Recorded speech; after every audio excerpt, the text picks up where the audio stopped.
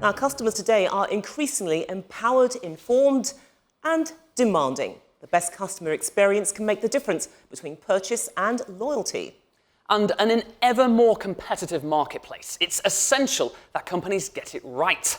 Renée Richardson Gosline, an assistant professor of marketing at MIT Sloan School of Management, and she joins us now from Cambridge, Massachusetts.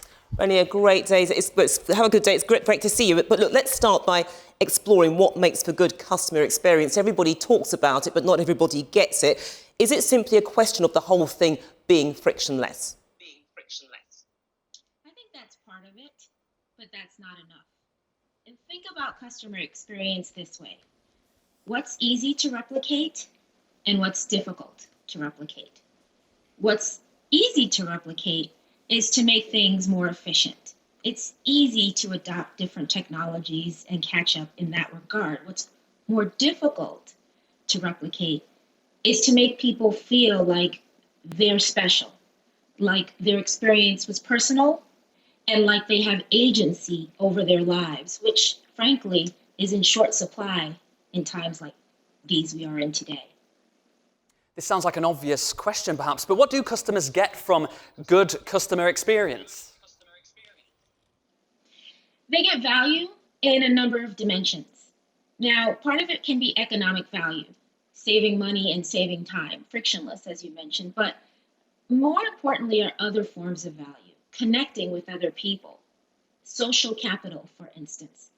This is something that is even more valuable now as people are distanced in quarantine, for example. They also can get cultural capital in terms of how to participate in a particular brand's experience in a way that makes them feel like they have some insider knowledge. They can also get information capital, become smarter about their decisions. And so all of these are aspects of breakthrough customer experience that need to be paid attention to in order to really add value. And there's been quite a bit of research around this area. So what does it tell us about value for the customer experience? And more to the point, how can that help businesses? Well, 86% of customers are willing to pay more for a brand that provides an excellent customer experience.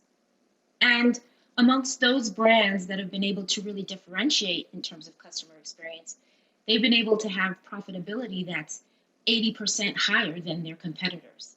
Now, I've done research at MIT that looks into why this happens and what are those factors. And we analyzed tens of thousands of customer sentiments that were available through digital technology.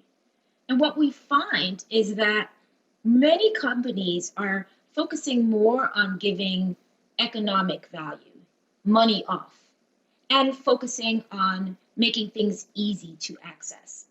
And that's important. I mean, who doesn't like free money, right? But what is really going to make the difference are experiences that make people feel like they're actually more confident in the choices that they make.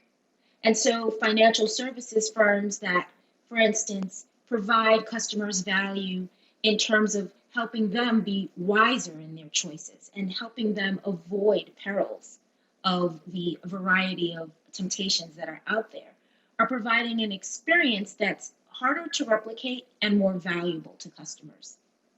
Is one of the keys to the success of this building successful connections? And if this is the case, then why? This is really important. As digital technology is mediating the relationship between customers and firms, or between firms themselves, what we find is, as emerging as a really important part of this, is customer-to-customer interaction and customer-to-business interaction. That was something that was very difficult to do on a large scale and to track on a large scale prior to digital transformation. But it's really important because in our research, we found that, for instance, customer-to-customer stories can increase the consideration of the purchase of a brand by 32%.